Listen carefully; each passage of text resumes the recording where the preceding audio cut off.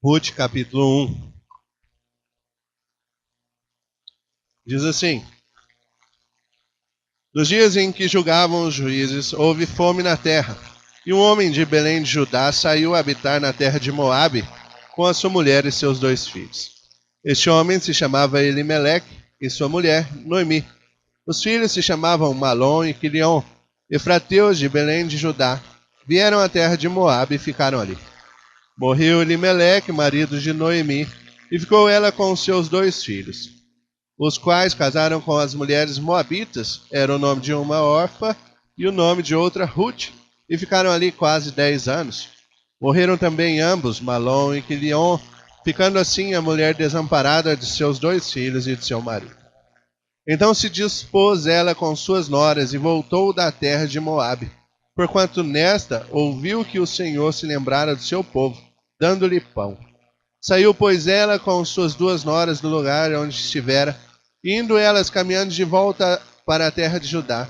Disse-lhes Noemi: Ide, voltai cada uma à casa de sua mãe, e o Senhor use convosco de benevolência, como vós usaste com os que morreram e comigo. O Senhor vos dê que sejais felizes, cada uma em casa de seu marido. E beijou-as.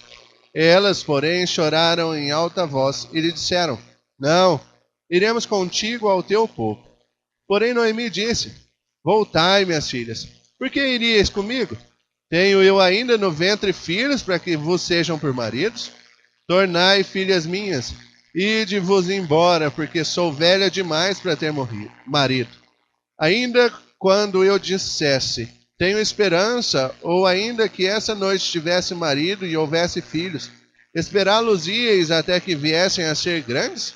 Abster-vos-íeis de tomardes marido? Não, filhas minhas, porque por vossa causa a mim me amarga o ter o Senhor descarregado contra mim a sua mão. Então de novo choraram em voz alta. Orfa com um beijo se despediu de sua sogra, porém Ruth se apegou a ela. Disse Noemi: Eis que tua cunhada voltou ao seu povo e aos seus deuses. Também tu volta após a tua cunhada. Disse, porém, Ruth: Não me instes para que te deixe e me obrigue a não seguir-te. Porque aonde quer que fores, irei eu, e onde quer que pousares, ali pousarei eu. O teu povo é o meu povo, o teu Deus é o meu Deus. Onde quer que morreres, morrerei eu, e aí serei sepultada. Faça-me o Senhor o que bem lhe aprouver, se outra coisa que não seja a morte me separar de ti. Vendo, pois, Noemi que de todo estava resolvida a acompanhá-la, deixou de insistir com ela. Então ambas se foram até que chegaram a Belém. Sucedeu que, ao chegarem ali, toda a cidade se comoveu por causa delas. E as mulheres diziam: Não é esta Noemi? Porém ela lhes dizia: Não me chameis Noemi, chamai-me Mara, porque grande amargura me tem dado o Todo-Poderoso. De Toz eu parti, porém o Senhor me fez voltar pobre. Por que, pois, me chamareis Noemi, visto que o Senhor se manifestou contra mim, e o Todo-Poderoso me tem afligido? Assim voltou Noemi da terra de Moabe, com Ruth sua nora moabita, e chegaram a Belém no princípio da cega da cevada. Vamos orar mais uma vez? Pai, nós pedimos que o Senhor esteja nos ajudando agora. Nos ajude a compreender as Sagradas Escrituras, que o Teu Espírito Santo abra o nosso entendimento e fixe essa palavra aos nossos corações. Que nós possamos entendê-la. Que o Senhor fale através de mim e que eu seja um mero instrumento nessa noite. Em nome de Jesus. Amém. Hoje faz 15 anos que aconteceu um desastre nos Estados Unidos, um atentado terrorista de 11 de setembro de 2001. E aquele atentado onde terroristas islâmicos jogaram aviões nas Torres Gêmeas e as Torres Gêmeas caíram, causando uma série de prejuízos, uma série de problemas. Na sua vida é comum você ver que diversos eventos como esse vão acontecer. Na sala da mocidade a gente está tratando sobre como o mundo é mau. E como a gente tem que mostrar ou pregar que as maldades, que o sofrimento e que a dor vão existir na nossa vida. Mas que Deus está no controle de todas elas. Você vai lá para a Europa, você vê o terremoto que deu na Itália há poucos dias atrás. Você vai para a Europa ainda, tem a guerra lá na Síria, a guerra civil, onde um monte de gente está sendo prejudicada e morta por causa da ganância e do pecado humano. Dentro disso, eu quero que a gente olhe para o capítulo 1 de Ruth e tente responder essa pergunta. A vida é uma tragédia? A vida é um desastre? A vida inteira nossa vai ser uma vida de sofrimento? Que a gente possa começar se perguntando isso. A sua vida, ela é uma tragédia? Ela é um desastre? É um sofrimento? E a gente vai perceber algumas coisas dentro do livro de Ruth. A primeira coisa que a gente tem que olhar é o contexto em qual Ruth foi escrito. Ruth foi escrito no período do fim dos juízes. Se você voltar só uma página da sua Bíblia, lá no último versículo do livro de Juízes, fala assim, ó, naqueles dias não havia rei em Israel, e cada um fazia o que achava mais reto. Cada um fazia o que bem entendia. Não tinha lei, cada um fazia o que bem entendia. E o livro de Juízes, como a gente já estudou alguns dias aqui, numa quarta-feira, ele segue todo um ciclo repetitivo, onde o povo está em pecado, Deus manda a disciplina, aquele povo sofre com a disciplina de Deus, e aí eles começam então a se arrepender e clamar. E ao clamar, Deus suscita então um libertador, e esse libertador restaura esse povo. Esse povo anda certo durante um tempo, e de repente cai em pecado de novo, e Deus manda uma disciplina, e por aí vai. E esse ciclo se repete no livro de Juízes inteiro. Só que quando a gente chega em Ruth, Ruth está colocado bem no finalzinho daqui, desse período de Juízes, onde eles estão acontecendo justamente esse ciclo. Então, ele tem uma mensagem importante para mim e para você. E a gente vai perceber, e eu quero que a gente olhe, antes de entrar no capítulo 1, sobre como que o livro ele é escrito. O livro é escrito dentro de uma estrutura hebraica que a gente chama de quiasmo. Para ficar mais fácil, a gente costuma falar que é a estrutura de sanduíche. Eu sempre faço analogia com comida. Então, é uma estrutura de sanduíche, onde as ideias elas são iguais no seu sanduíche. Então, a gente percebe que os pães, que seriam os pães do sanduíche, é o capítulo 1, onde Noemi ela fica amargurada, e o capítulo 4, no finalzinho, onde Noemi está feliz. Só que a gente então chega no queijo do seu sanduíche. E os queijos então estão no capítulo 2, onde a gente vai perceber que Ruth vai descobrir aquele cara que vai resgatar ela. E no capítulo 4, quando ela se casa com o resgatador. Agora a gente tem a mensagem mais importante do livro, que é o hambúrguer. O hambúrguer do livro de Ruth, ou a parte mais importante, é justamente a promessa do resgatador. O livro de Ruth ele é colocado na Bíblia para mostrar esse resgatador. E esse resgatador aponta para o nosso resgatador, que é Jesus Cristo. Aquele que vem para resgatar eu e você dos pecados. Aquele que vem para tirar a gente da miséria e colocar a gente dentro da família. O livro de Ruth tem essa importância para a gente, porque ele mostra a promessa daquele que viria resgatar aqueles que não eram um povo e transformar eles em povo de Deus. Dentro disso, então, passamos para o capítulo 1 de Ruth. Existe outra coisa importante no hebraico, e eu não gosto de falar em hebraico aqui, mas é importante para a gente perceber, que no mundo judaico, eles atribuem nome para as pessoas de acordo com certas referências. Então, o nome é importante para a estrutura hebraica. Então, por exemplo, a gente tem Jacó, que era o enganador. Só que assim que ele tem uma transformação de vida, que ele luta com Jesus lá no vale de Peniel, então depois que ele luta, Deus troca o nome dele de Jacó, enganador, e agora ele passa a ser Israel, homem de Deus. Então tem uma troca.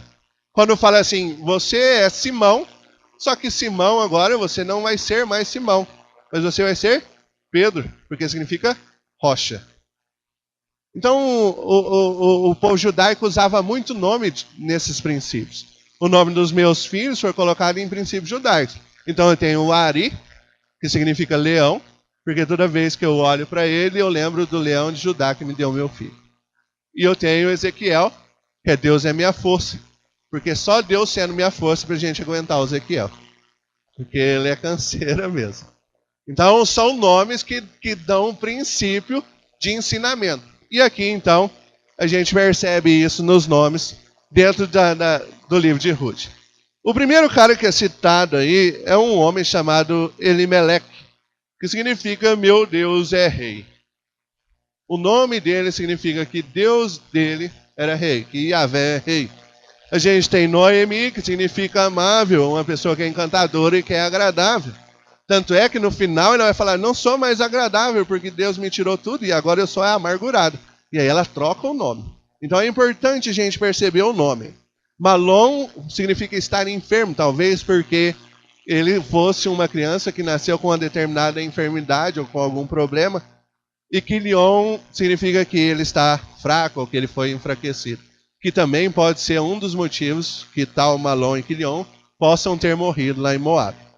E a gente tem Orfa, que é firmeza, e Ruth, que significa amizade. Então, dentro desses nomes, os nomes são importantíssimos para a gente conseguir entender esse texto. A primeira parte do texto ele vai falar sobre a saída, quando essa família vai sair de Belém. Acompanha comigo aí no verso número 1. Fala, ó, nos dias que julgavam os juízes, houve fome na terra. E um homem de Belém de Judá saiu a habitar na terra de Moabe, com sua mulher e seus 2 filhos. Esse homem chamava Deus é meu rei, e sua mulher Noemi, agradável. Os filhos se chamavam Malom e Quilion, efrateus de Belém de Judá, e vieram à terra de Moabe, e ficaram ali. A primeira coisa é que eles estão fugindo de Belém. E aí os nomes são importantes. Belém significa casa do pão. É só você juntar Beit, que é casa, e Lehem, que é pão. Betlehem, casa do pão. Quando a gente junta Beit El, que é Betel, casa de Deus. Então é fácil, o hebraico é muito fácil de entender. Então está falando, eles estão saindo da casa do pão, Belém, porque não tinha comida lá. E eles vão buscar essa comida em um outro lugar, em Moabe. Para quem não sabe, Moabe era a descendência lá de Ló, onde ele vai para as campinas de Sodoma e Gomorra, e Deus manda um anjo e tira ele de Sodoma e Gomorra. Mas aí Moabe é um dos filhos que Ló teve com as suas filhas, num daqueles problemas. E aí então eles vão para Moabe buscando uma outra fonte de comida, porque em Belém não tinha mais comida. E a fome pairava sobre aquilo. A fome é algo que traz um desespero para as pessoas. Tem relatos que no final da Segunda Guerra Mundial, quando estavam sendo extinguidos os campos de concentração, e as crianças daqueles campos de concentração, elas foram parar em orfanatos, e no orfanato elas não conseguiam dormir. E um psicólogo analisando aquilo descobriu que as crianças não conseguiam dormir por um simples fator: o medo de não ter o que comer no outro dia. E a solução para fazer as crianças dormirem naquela noite foi dar um pão para cada criança, para eles dormirem abraçados com o pão e ter segurança do alimento no dia seguinte. A fome é algo que mexe com a estrutura. Aqueles que são pais, se a sua família passar fome, com certeza você vai buscar em algum outro lugar a fonte de comida. Isso. Só que a gente percebe que nessa saída, essa família é assolada pelos alguns aspectos. Ela é assolada pela pobreza, ela é assolada pela imigração, onde eles vão parar em um lugar onde eles não conhecem, onde eles não fazem a mínima ideia de como sobreviver lá. E o pior, está no verso número 3, a morte assola a família. A tragédia começa a acontecer na vida de Noemi aqui. Verso número 3 diz assim: morreu Elimeleque, marido de Noemi, e ficou ela com seus 2 filhos. Até aí a história está boa, porque morreu o marido, mas Noemi ainda vai ser cuidada pelos seus 2 filhos. E olha só, os seus 2 filhos então casam com 2 mulheres moabitas, uma órfã e outra Ruth, e ficam lá durante quase 10 anos. Olha que coisa interessante, então eles estão casados, a gente tem Malom e Quilion casados com Orfa e Ruth, só que eles vão cuidar de Noemi. Então, por enquanto, está tranquila a vida de Noemi. Só que então vem a outra tragédia, verso 5. Morreram também ambos, Malom e Quilion, ficando assim a mulher desamparada de seus 2 filhos e de seu marido. O resultado então é que morreu todo mundo na ida para Moabe. Ficou só ela, e para piorar não ficou apenas ela, ficou ela e mais 2 mulheres. Se hoje ainda é difícil das mulheres terem um destaque na sociedade, imagina na época de Ruth. E aí a gente chega e olha, são 3 mulheres. As 3 são viúvas. A Noemi está numa cidade estrangeira onde ninguém conhece ela. Ela não tem mais dinheiro nenhum. E a questão é como ela vai viver lá. E o texto então mostra pra gente o que acontece. A vida é uma tragédia. Tragédia atrás de tragédia. Problema atrás de problema. Só que então, Noemi tem uma epifania e resolve voltar. Verso número 6. Ela volta porque ela tem uma esperança pelo alimento. Verso 6 fala assim, então se dispôs ela com suas noras e voltou da terra de Moabe. Por que ela voltou? Porque ela ouviu que o Senhor Deus se lembrara do seu povo, dando-lhe o pão. Ela ouviu através do boca a boca que Deus tinha lembrado do povo e derramado pão novamente, comida de novo, no mesmo lugar de onde eles saíram. A maioria das pessoas fala que o erro de Elimeleque não foi buscar o alimento, não foi apenas buscar o alimento em uma outra cidade. O erro dele foi buscar a solução fora de Deus. Se Deus era rei dele, então ele deveria buscar a solução no rei dele. Ele resolveu buscar a solução com as mãos próprias. Quantas vezes eu e você tentamos buscar soluções através da nossa própria força? E é através disso que a gente se coloca em coisas muito piores. Deus tem tudo preparado, Deus tem tudo colocado da maneira. Então a gente percebe a partir daí que Noemi ela se dispõe e resolve então sair com as suas noras e voltar para Belém. E ao voltar então ela se despede daquelas que estavam com ela. Ela tenta se despedir das 2 noras. E a gente percebe isso, verso 8, quando ela fala, ide, voltai cada um para a casa de sua mãe, e o Senhor use convosco de benevolência, como vocês usaram com os meus filhos que morreram e comigo. E o Senhor vos dê que vocês sejam felizes, cada uma em uma casa do seu marido. Eu faço a gente entender Noemi. Noemi já está velha, e as noras estão novas. E ela fala, se as noras voltarem para a terra, ainda tem chance da família delas achar um outro marido para que elas se casem. E Noemi fala para as noras fazerem isso. Fala, então vocês voltam para a casa de suas mães, seus pais, e Deus vai achar, vai ser benevolente com vocês, vocês vão achar um outro marido e vocês vão ser felizes novamente, que vocês vão estar com uma família constituída. Ela tenta despedir. Só que a gente percebe uma outra coisa. A gente percebe um sentimento de injustiça através disso. O verso número 13 fala, ela fala, esperá-los-ieis até que viessem a ser grandes, abster-vos-ieis de tomardes marido, não filhas minhas, porque por vossa causa a mim me amarga, olha essa parte, ter o Senhor descarregado contra mim a sua mão. Noemi acha que quem trouxe toda a tragédia para a vida dela foi Deus. E de fato foi. Mas qual é o erro aqui? É o erro de se sentir injustiçada perante Deus. É aquele momento onde na nossa vida ocorre alguma tragédia e a gente fala para Deus, mas eu não merecia isso. E esquece que Deus tem um plano e um propósito maior naquela tragédia na minha vida e na sua vida. O que Noemi não entendia era esse propósito maior que Deus tem. quando a tragédia ocorre na minha e na nossa vida, a gente tende a falar, eu não mereço essa tragédia. Eu sou tão bonzinho, eu não mereço isso. Só que a gente esquece que aquela tragédia, aquele problema, aquela doença incurável, tudo aquilo que vem e que tira o nosso chão, ele tem um propósito de Deus para a nossa vida. Era o que Noemi tinha esquecido. E então ela recebe uma declaração de amor. É um texto que é usado muito como chama? Convites de casamento. Embora isso aqui não tenha nada a ver com um casamento. Mas é um texto que é bonito para mostrar a relação amorosa, uma declaração de amor. Olha o que diz então o verso de número 14. Então de novo as três choraram em voz alta. Orfa com um beijo então se despediu da sua sogra.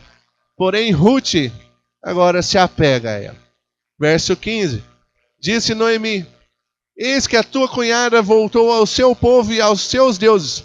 Também tu volta após o teu cunhado. Verso 15 é importante a gente perceber uma coisa. Quando Noemi fala assim, ó, Orfa voltou para o seu povo, para Moabe.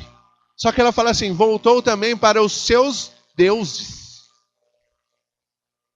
E Ruth, então, ela não volta para os deuses moabitas, mas ela fica no único Deus verdadeiro. Ela já estava transformada pelo Deus de Noemi, por Yahvé, pelo nosso Deus.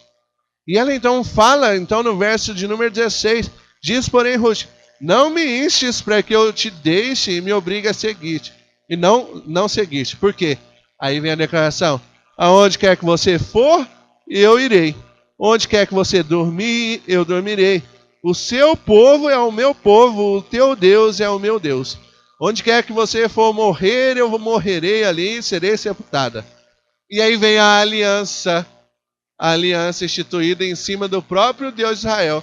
Fala assim, ó, faça-me o Senhor o que bem lhe aprouver, se outra coisa que não seja a morte me separar de ti. Deus poderia punir Ruth de qualquer maneira, se ela não seguisse o que ela estava prometendo. Se não fosse a morte que separasse as duas, essa aliança nunca seria quebrada. Quando a gente casa, o casamento funciona desse jeito. A aliança ela é instituída até que a morte os separe.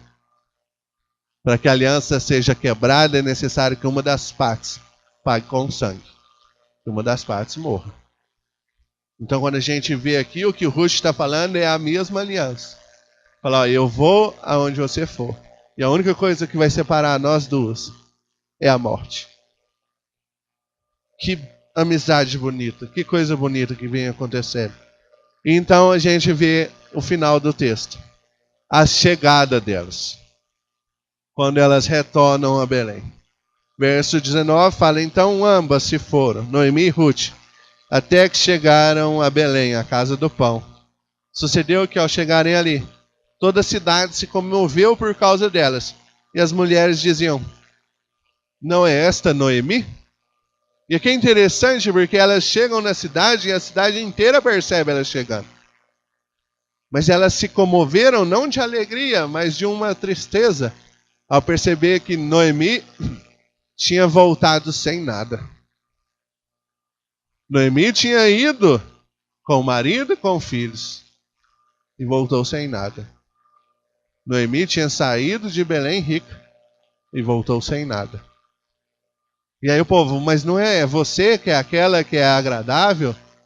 Aquela que saiu, que é amável, que é encantadora?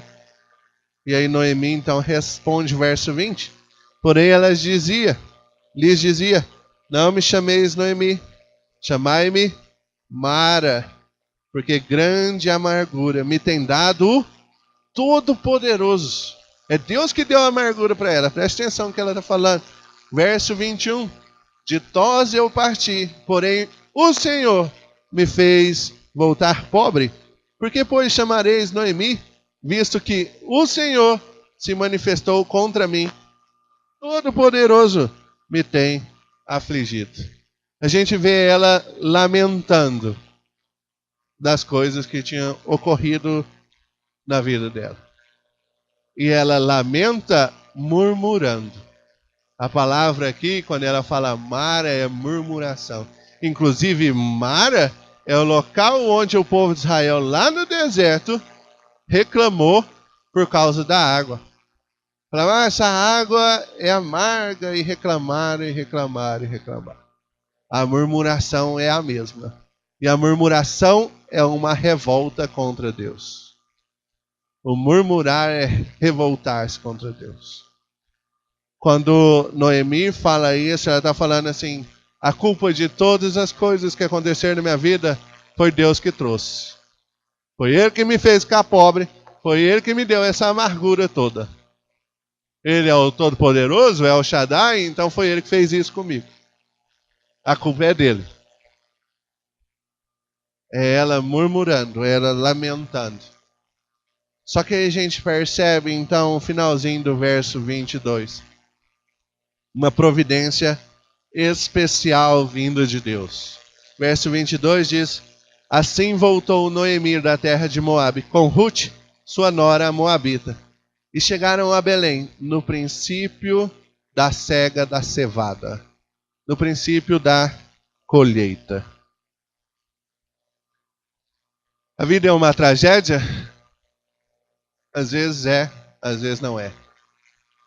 Mas o que a gente tem que olhar e aprender aqui, em relação a Ruth, é que Deus estava no controle de todas as coisas em todos os momentos. Tanto é que elas voltam no princípio da colheita. No começo da colheita. E o começo da colheita é um momento de festa para celebrar que a comida e que a abundância estaria novamente à mesa. Aquilo que eles passaram a ir para outra terra, aquilo que elas voltaram, tinha um propósito específico na vida de Noemi e na vida de Ruth. Aquilo tinha um propósito específico para isso. E aí, então, como conclusão, a vida é uma tragédia? A vida parece uma tragédia. Mas Deus tem planos muito maiores para a nossa vida. A gente cantou uma música e falava que derrota não é coisa de cristão. E a questão é, você vai sofrer, você vai passar por dificuldades, sim. Você vai passar por problemas extremamente grandes na sua vida. Mas a nossa esperança não é essa terra. Nossa esperança é no futuro. É assim que a gente olha para essa vida que parece ser uma tragédia. Mas a gente olha para o futuro, para o resgatador, aquele que veio e que nos livrou da morte eterna. É assim que a gente tem que entender o livro de Ruth. Que a tragédia vai acontecer na nossa vida. Talvez seja na perda do seu pai, da sua mãe, do seu filho, do esposo, da esposa, do trabalho. Talvez seja na perspectiva de perder esperança em tudo, saúde, doenças incuráveis, câncer ou qualquer outra dessas que sejam a pior. Talvez essa seja a tragédia na sua vida. Mas entenda que Deus tem um plano maior para a sua vida. Em todos os percursos, em todas as tragédias, Deus nunca deixou de estar no controle da minha e da sua vida. Como aplicação, primeira coisa é, pare de reclamar das suas dificuldades e das suas tragédias. Pare de murmurar em relação a isso. E em tudo dai graças. Pare de reclamar. E dê graças a Deus pelas coisas que você tem. Só uma ilustraçãozinha para fechar. Dizia que tem uma história de que um monge chamado João, ele, ao entrar num monastério, foi entrar num monastério daqueles monges que tem que ficar em silêncio. Sabe, aqueles votos de silêncio que o cara não pode falar nada durante todo o tempo que ele estiver lá. Então ele resolveu ir para um monastério desse. E o abade avisou ele como funcionava, falou, você vai entrar, mas não pode falar nada. E aí ele assentiu e foi. E passou 5 anos lá em silêncio. o abade falou assim, agora que você passou 5 anos aqui, você pode falar 2 palavras apenas. Só 2 palavras. E ele falou assim, cama dura. E o abade falou assim, tudo bem, então nós vamos arrumar uma cama para você. Melhor. E passou mais 5 anos, o abade falou assim, agora a gente passou mais 5 anos, você pode falar mais 2 palavras. Aí ele falou assim, comida fria. E o abade falou assim, tudo bem, nós vamos começar a esquentar a comida para você comer. E aí passou mais 5 anos, o abade falou assim, você tem direito a mais 2 palavras. Aí ele falou assim, eu desisto. Aí o abade falou assim, ainda bem, porque a única coisa que você fez aqui em 15 anos foi reclamar. Então, pare de reclamar. Não reclame mais. Feche seus olhos, vamos orar. Pai, nós te agradecemos pelo teu amor, pela tua palavra que foi lida nessa noite, que foi explicada. Senhor, esteja nos ajudando a sermos cada vez mais gratos, cada vez mais contentes com tudo o que acontece na nossa vida. Esteja nos ajudando a entender, através da história de Ruth e de Noemi, que o Senhor está no controle de todas as coisas, inclusive das dificuldades.